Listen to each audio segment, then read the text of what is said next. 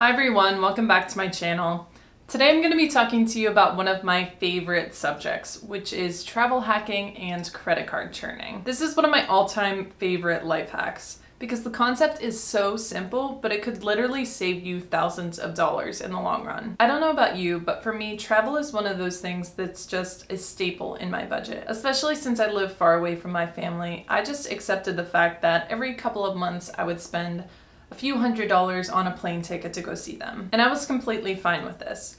But once I discovered travel rewards, this big ticket item in my budget became so much smaller than it used to be. So let's go over the basics of credit card churning, travel hacking, and get you on your way to your next free vacation. Because who doesn't love free flights? Let's start with the basics. So what exactly is credit card churning? Well, credit card companies oftentimes offer incentive sign-up bonuses to get people to apply for their credit cards. And these sign-up bonuses are usually in the form of either rewards points or cash back. Credit card churning is essentially opening up a bunch of different credit cards, getting the sign-up bonuses for those cards, and repeating the process over again until you have a huge sum of rewards points. Once you do apply for these credit cards, a lot of times you'll have to hit a minimum spend within the first couple months of owning the card. And only when you hit this minimum spend can you receive the sign-up bonus. So for example, the Chase Sapphire Preferred card will offer you 60,000 bonus points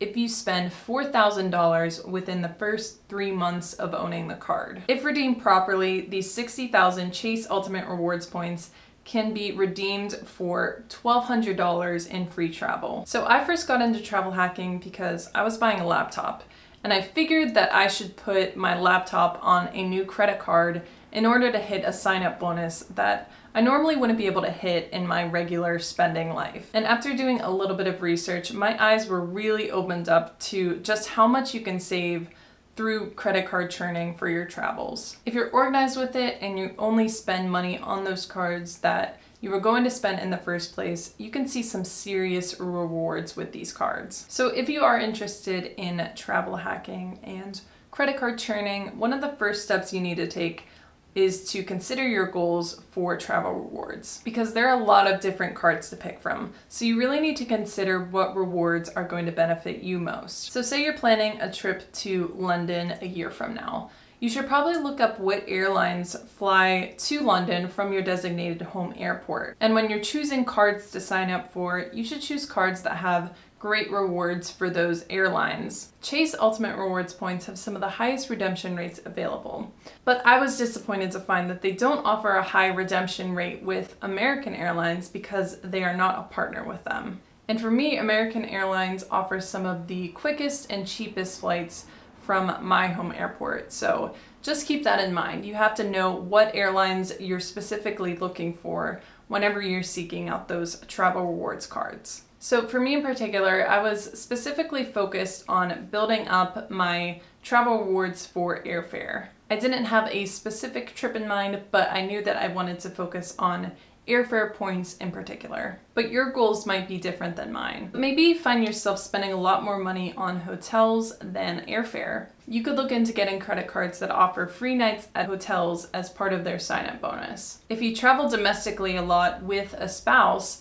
you could look into getting the Southwest Companion Pass. The Companion Pass lets you take a designated companion with you on all of your Southwest flights for the remainder of the calendar year that you earned the pass and the following calendar year. So if you're constantly traveling with someone else, this might be the best way to go for you. Another important thing to note is that you must have a plan on how you're going to hit your minimum spend for your card. As someone who lives alone and only has to take care of myself, I find hitting these minimum spends to be quite difficult without using any workarounds. You should not be spending more money than you originally planned on spending in the first place when applying for these cards. If you need to spend an extra $2,000 to hit a minimum spend and get a sign-up bonus of $1,000 in travel rewards, you're not winning in this scenario. The credit card companies are. I have a video all about tips and tricks to hitting a minimum spend, so if you're interested, I'll link that below and also put a card up here. So once you've determined your travel goals, the next step is to look into cards that you think will best benefit your situation.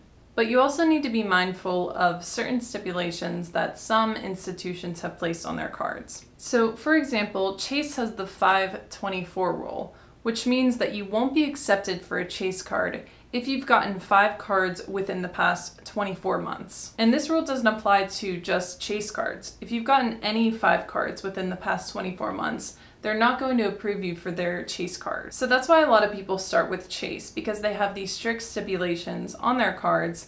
And once you've reached that 524 point, you can move on to different institutions and start applying for their cards. A great card to start with is the Chase Sapphire Preferred, which I mentioned previously. It gives you a 60,000 sign-up bonus, which can be translated into $1,200 in free travel. Another great card is the Venture Rewards card from Capital One, which gives you 50,000 bonus miles whenever you spend $3,000 in the first 3 months. If you're a Delta fan, maybe look into the Gold Sky Miles Delta card from American Express. And if you're a Southwest fan, maybe look into the Southwest Rapid Rewards Plus card. Some of these cards can have an annual fee associated with them, but oftentimes people feel that this annual fee is worth it if you're getting enough value from the card. If your card doesn't have an annual fee, I'd recommend just keeping it around.